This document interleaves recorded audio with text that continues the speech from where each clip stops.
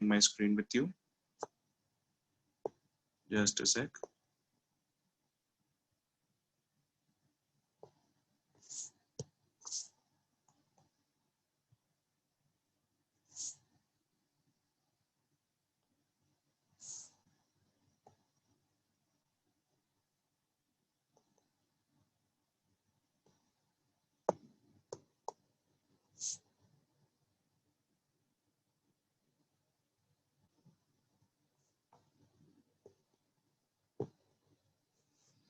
Okay.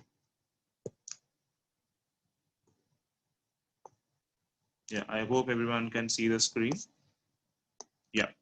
So in the last lecture, we completed with the glacier part. Okay. और हमने last wind में किया था, हमने विंड के बारे में पढ़ा था. आज अभी हम लोग waves, that is sea waves के बारे में पढ़ने वाले हैं, टू बी प्रिसाइज.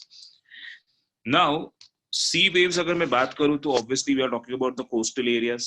ठीक है, बिकॉज कोस्टल एरियाज में सी वेव्स होते हैं. इंटरनल में और interior part of any place वहां पे सी वेव्स होता नहीं है. So if you talk about in coastal areas, I am reading the paragraph and I will be explaining the paragraph in detail, so please concentrate over here.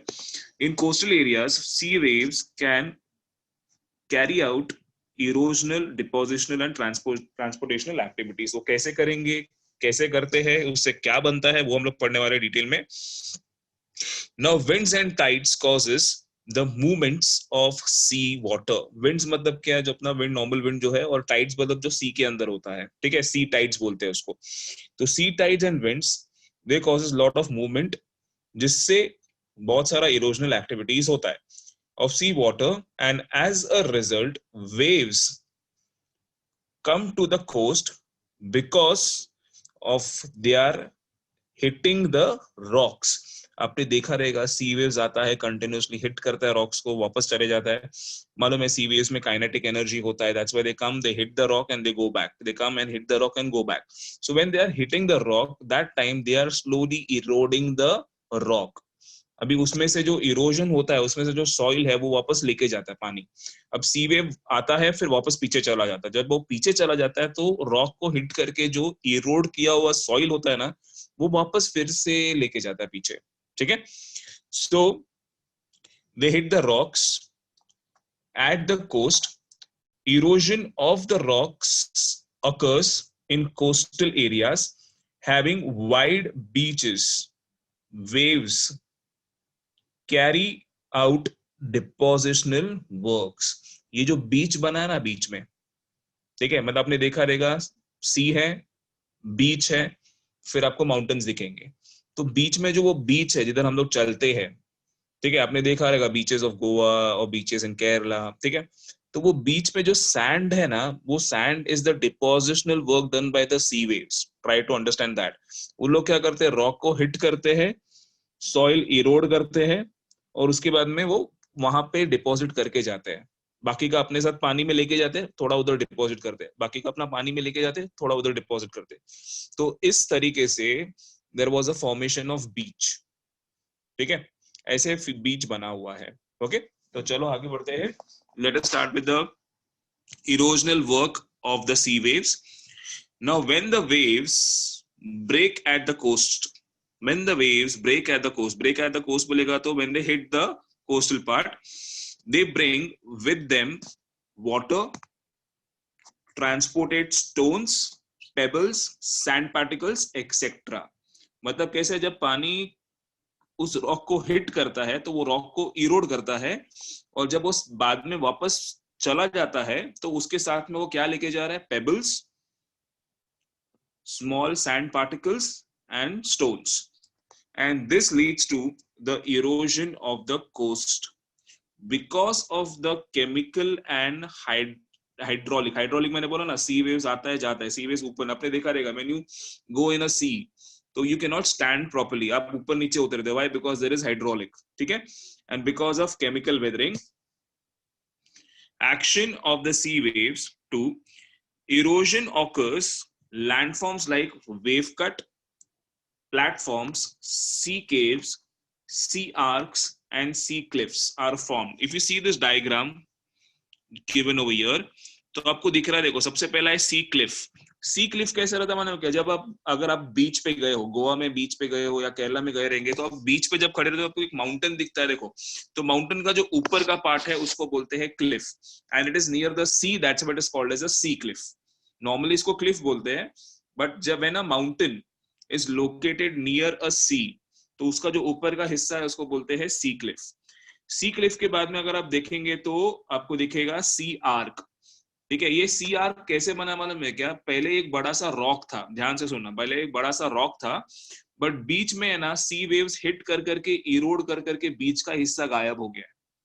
Try to understand that. और ये ऐसा overnight नहीं हुआ, it took lot of years. वो sea waves क्या कर रहा था, it was continuously hitting the centre part of the rock and it started eroding, और बीच में से एक गैप बनाया, इसको बोलते हैं सी आर्क। ठीक है, नेक्स्ट आप अगर देखेंगे तो सी स्टैक दिखेगा। अभी सी स्टैक है ना, ये सी आर्क का ही पार्ट है। अगर आप इमेजिन करो, ये सी आर्क का ऊपर का हिस्सा अगर टूट गया तो दो पिलर जैसा खड़ा हो जाएगा। ठीक है, जो जॉइंट कर रहा था अगर वो निकल गया, अभी वो कैसे निकलता है, एक तो पहला तो सी सी वेव से तो हिट हो रहा ही है, ऊपर से उस पे केमिकल वेदरिंग भी हो रहा है। याद है हमने चैप्टर नंबर 3 में पढ़ा था केमिकल वेदरिंग। केमिकल वेदरिंग भी हो रहा है बिकॉज यहाँ पे द क्लाइमेट इज ह्यूमिड। ठीक है, तो वो जो बीच का हिस्सा है वो भी टूट जाएगा, and it at the end it turns into sea stack. ठीक है, नीचे अगर आप देखेंगे तो आपको वेव कट प्लेटफॉर्म दिखेगा। ये वेव कट प्लेटफॉर्म है ना, आपने नोटिस किया है, when you walk on the बीच, आप मान लो पानी के साथ चलते हो, तो आपने देखा रहेगा उधर का जो सरफेस है ना वो इवन नहीं होता है, ऊपर नीचे होता है। When you walk along the sea on the beach, जो वेट पार्ट होता है ना वहां पे, तो वहां पे आपको दिखेगा ऐसा कि सरफेस में भी थोड़ा वेव्स आ गया है। इसके लिए उसको नाम दिया है वेव कट प्लेटफॉर्म। तो ये जो चीजें ना इरोजनल एक्टिविटी से बनते हैं। अच्छा, क्लिफ कैसे बनता है, बिकॉज जो सी वेव्स है वो कंटिन्यूसली ये जो माउंटेन है इसको हिट करते करते करते उस पार्ट को इरोड करता है, और वो ऐसा बनता है। ठीक है, तो क्लिफ है, सी आर्क है, सी स्टैक है, सी केव है। अभी आप नीचे देख रहे हो ना सी केव, अभी वो सी केव क्यों बना है, बिकॉज वो माउंटेन के नीचे वाले हिस्से को सी वेव्स ने कंटिन्यूअसली हिट कर करके वहां पे गैप बना दिया है, तो एक केव जैसा बन गया वहां पे। आप अगर देखेंगे उस क्लिफ के नीचे एक केव जैसा क्यों बना है, because the sea waves are continuously hitting that part and they are eroding that part slowly, जिससे क्या हो गया कि वहां पर का जितना भी रॉक्स था वो निकल गया है और एक गैप बन गया है जिसको हम लोग सी केव बोलते हैं। So there is sea cave, sea cliff, sea arc, sea stack and wave cut platform. ये सब है ना इरोजनल एक्टिविटीज का,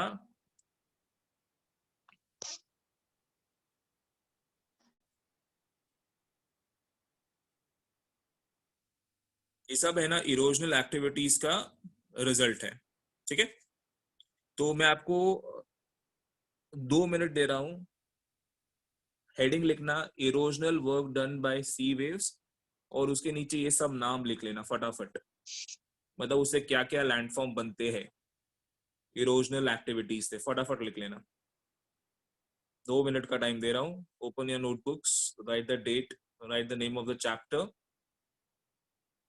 and write the heading sea waves, और उसके नीचे लिखना erosional work done by sea waves, और उसके नीचे ये सब नाम लिख लेना फटाफट। Sea arch, sea stack, sea cliff, wave cut platform and sea केव।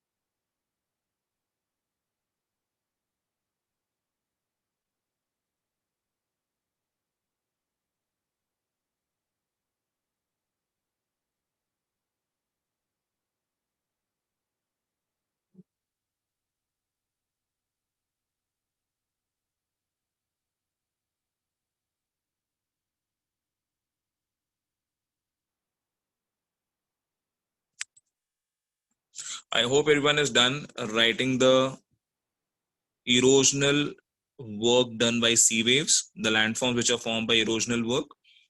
अब ये हो गया इरोजनल वर्क जिससे ये सब चीजें बनते हैं, are formed because of the erosional work. अब डिपोजिशनल वर्क से क्या होता है, मतलब जब ये सॉइल इरोड होकर डिपॉजिट होता है तब कौन से लैंडफॉर्म बनते हैं वो भी देखना जरूरी है.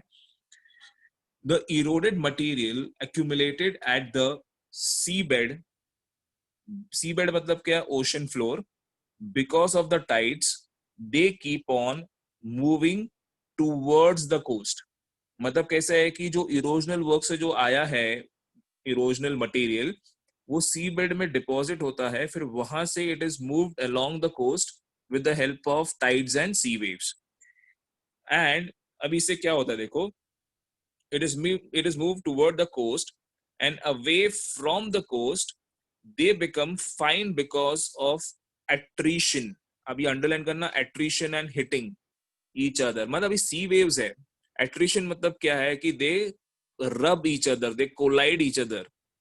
अब नोटिस करो कि सी वेव्स है, अभी सी वेव्स आ रहा है और जा रहा है, सी वेव्स आ रहा है और जा रहा है, तो क्या हो रहा है मालूम है कि अंदर जो बड़े बड़े पत्थर है ना, जो पेबल्स है, जो स्टोन्स है, वो एक दूसरे को हिट कर रहे हैं because of the sea waves, because sea waves are moving in a hydraulic manner. उससे क्या हो रहा है कि अंदर के जो रॉक्स है वो एक दूसरे को हिट कर रहे हैं, और जब एक दूसरे को हिट करते हैं तो वो और टूटने को चालू करते हैं, और धीरे धीरे ये जो स्टोन्स है they turn into sand particles. That is called as attrition and hitting. ठीक है, तो ये हो रहा है अंदर. इसकी वजह से क्या हो रहा है कि that big stones and pebbles they are hitting each other and they are turning into sand particles. Okay, so attrition and hitting each other. Deposition of such material occurs at places where the effect of waves is less. ठीक है, deposit उधर ही होता है जब effect erosion का effect कम हो जाए. जैसे कि रिवर में भी देखो, जब रिवर का स्पीड कम हो गया तो डिपॉजिट किया. ग्लेशियर में भी ग्लेशियर का जब मेल्ट होने को चालू हुआ तब डिपॉजिट किया. विंड का जब स्पीड कम हो गया तब डिपॉजिट किया. वैसे यहाँ पे सी वेव्स का जब इफेक्ट कम हो जाता है वहां पे वो डिपॉजिट करता है. तो लैंडफॉर्म्स लाइक बीचेस, मैंने बोला बीच कैसे बन रहा है, because when the sea waves hit the mountains और द क्लिफ्स, तो वो जब वापस जा रहा है तो थोड़ा बहुत वो जो इरोड किया वो मटेरियल है ना वहां पे डिपॉजिट कर देता है.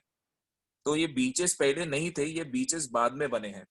ठीक है, और ये बीचेस क्यों बने हैं, because of the erosional activity. लेकिन इरोजन होने के बाद में सी वेव्स आके इसको डिपॉजिट किया है, इसके लिए इसको डिपोजिशनल एक्टिविटी बोल रहे हैं. बीचेस के बाद में है सैंड बार्स.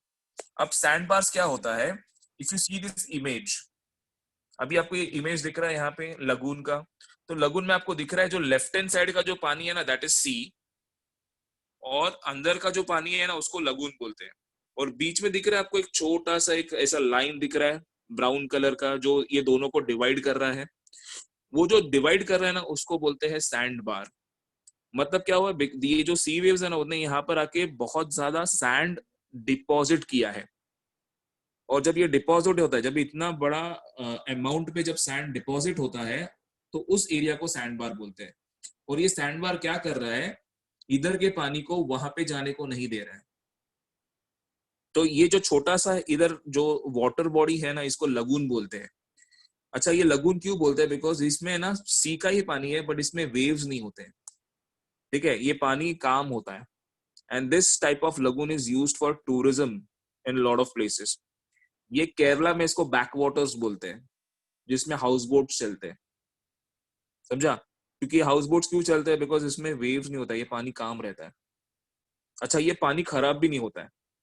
क्यों मालूम है क्या, बिकॉज जब हाई टाइड होता है ना तो सी का पानी वो सैंड बार को ओवरलैप करके यहाँ पे आता है, तो फ्रेश वाटर आते रहता है. प्लस रेन, जब रेनफॉल गिरेगा तो उसका भी पानी इसमें एक्यूमुलेट होता है. तो ये पानी कभी भी खराब नहीं होता है, फ्रेश रहता है. It is a part of sea but it is separated by a sand bar. तो बीच में जो एक्यूमुलेशन हुआ है, जो लाइन दिख रहा है उसको बोलते हैं sand bar. That is a work of sea waves, that is a depositional work. ठीक है, तो बीचेस है, सैंड बार्स है, और इसको लगून्स बोलते हैं. ये लगून्स को केरला में locally they are called as kayals, KAYALS. और आपको लगून्स है ना ज्यादातर आपको west that is western part of India में मिलेगा, और बहुत सारे, if you go to Australia, if you go to Malaysia, वहां पे भी आपको ये लगून्स मिलेगा, ठीक है। So this is the depositional work done by the rivers. तो वापस नोटबुक में depositional work done by, sorry, depositional work done by sea waves लिखना, और ये तीनों लैंडफॉर्म लिखना, beaches, sandbars and lagoons.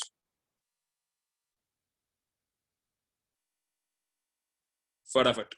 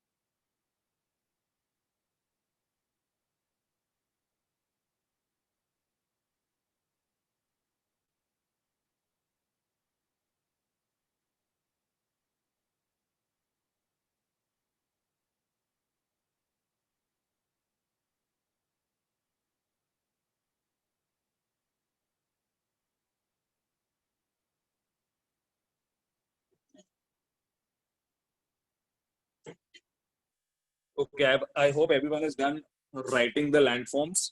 So this was the depositional work done by sea waves and erosional work done by sea waves. This is an example of a lagoon. If you can see this image, यहाँ पर इसको wave cut platform बोलते हैं. If you see this landform, it is cut in altern, मतलब अगर आप देखेंगे तो बीच बीच में आपको cuts दिखेगा. वो cuts क्यों है? Because of the sea waves. This is a sea cliff. ये आपको beaches पे बहुत दिखेगा. If you go to Goa, you can see this sea cliffs over there. And this is a beach which is formed by the depositional work done by the sea. This is a sea arc.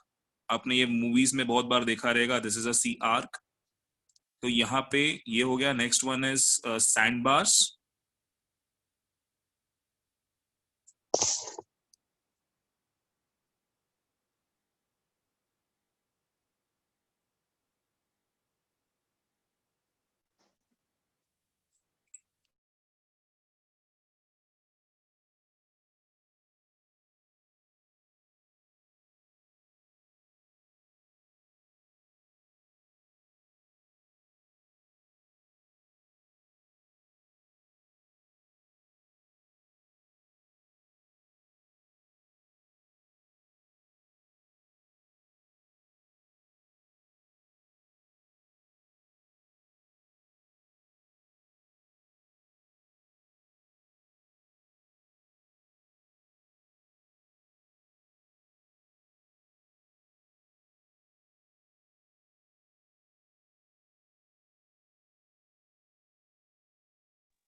Okay.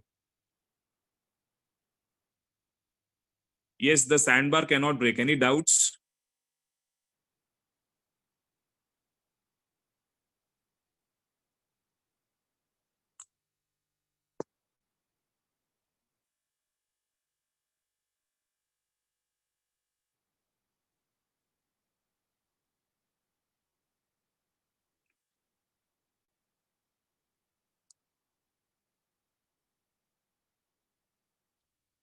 Okay, let us move ahead. Let us go to the last agent of erosion.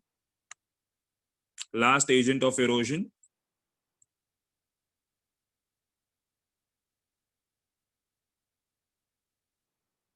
Okay.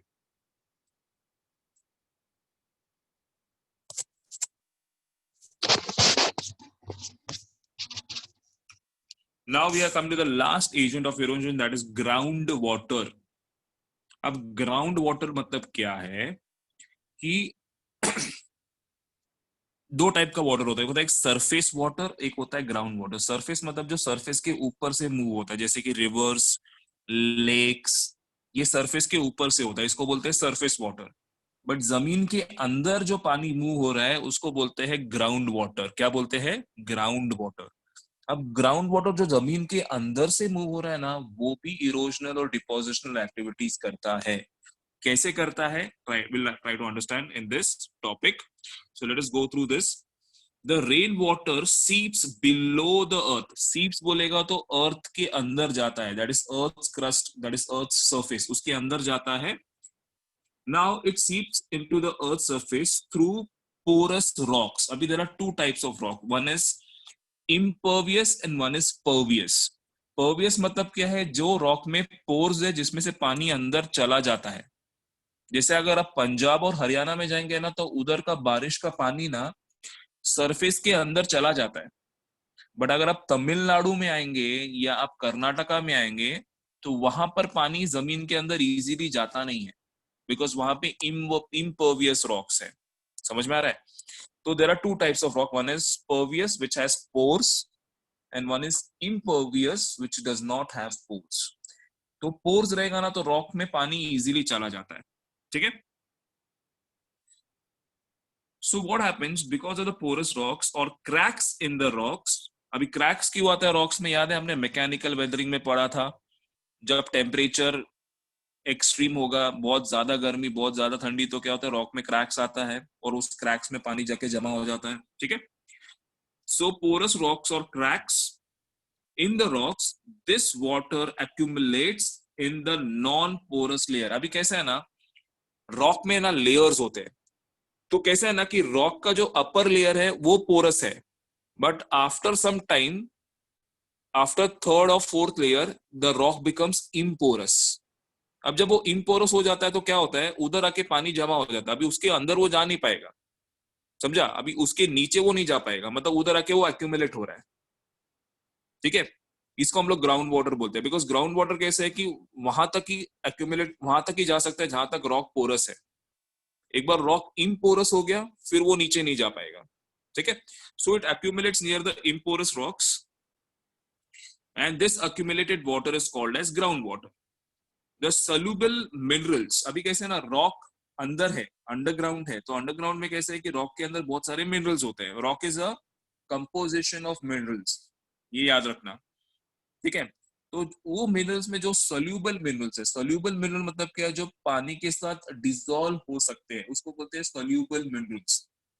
ठीक है? उधर underline करके लिखना, the minerals which can be easily dissolved in the water are called as soluble minerals.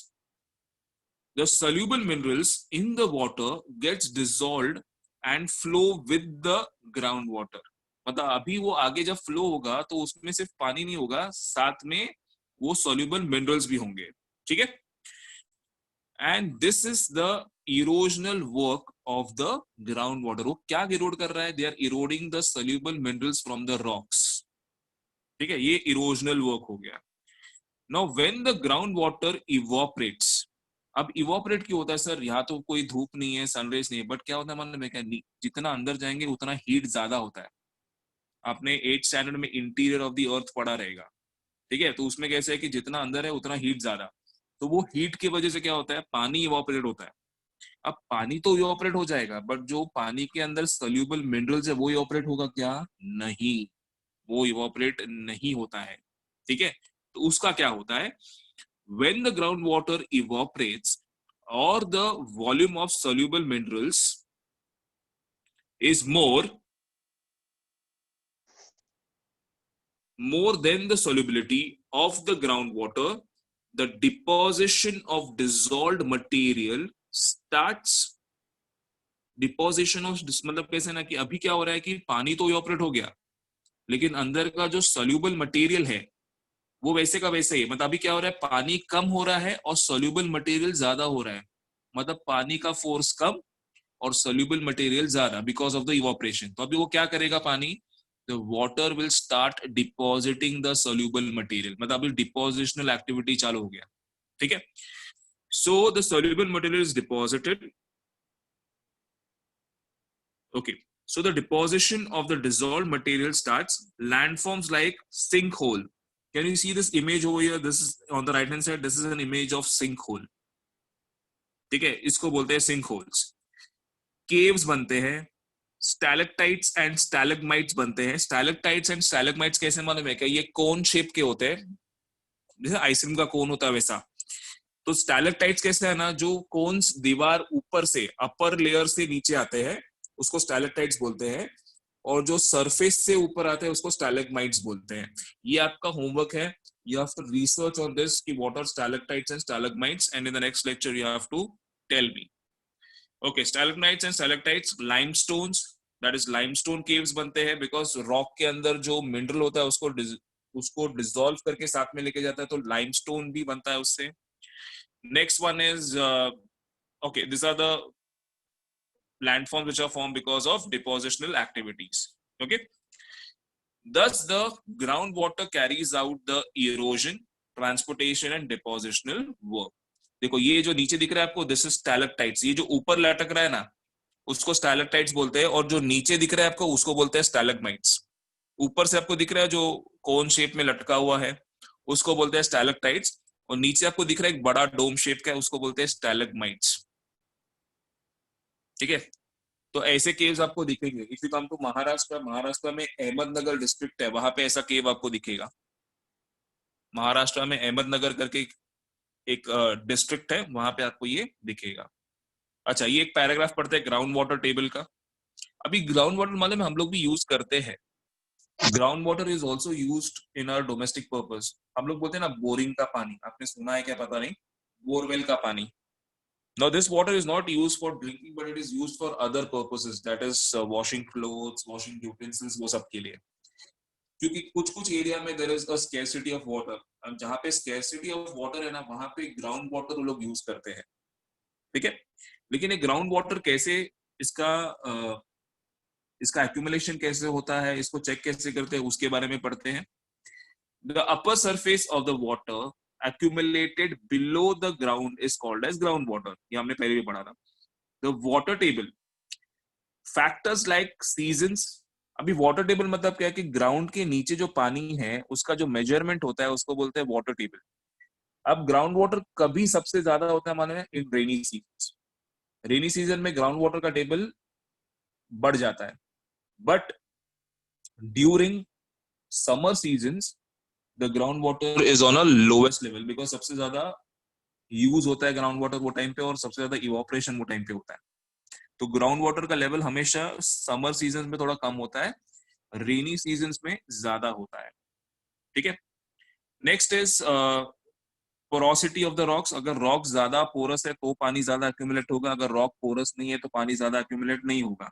मैंने आपको बोला ना, पंजाब हरियाणा में जाएंगे तो आपको ग्राउंड वाटर बहुत मिलेगा, उत्तर प्रदेश में जाएंगे तो ग्राउंड वाटर बहुत मिलेगा, बट महाराष्ट्र में या तमिलनाडु कर्नाटक में आएंगे तो ग्राउंड वाटर का थोड़ा कमी है, बिकॉज यहाँ पे रॉक्स पोरस नहीं है.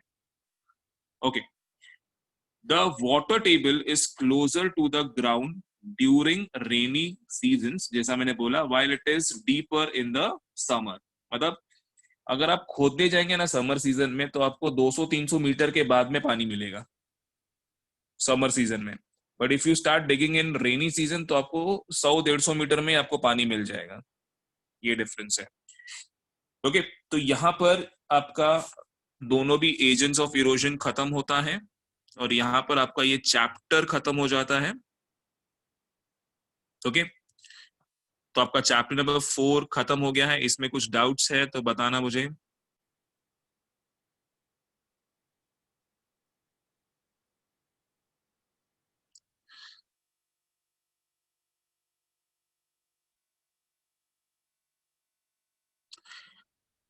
और कोई डाउट्स है ये chapter related?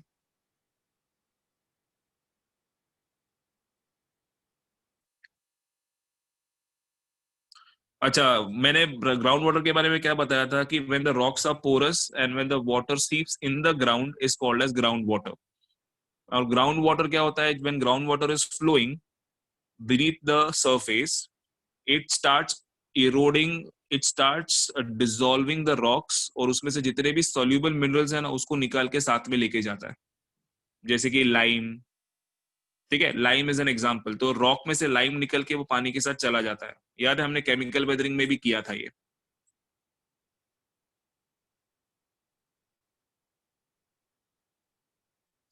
There is no water inside the sand bar.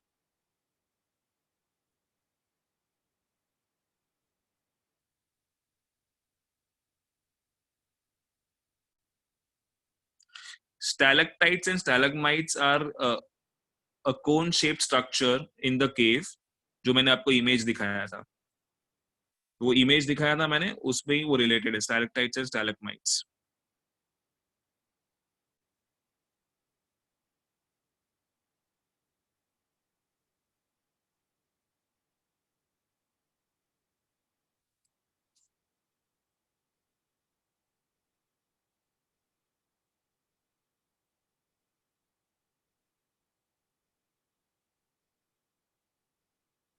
No बचा, sink hole will not sink the whole building और सोसाइटी। कुछ भी पूछने का नहीं।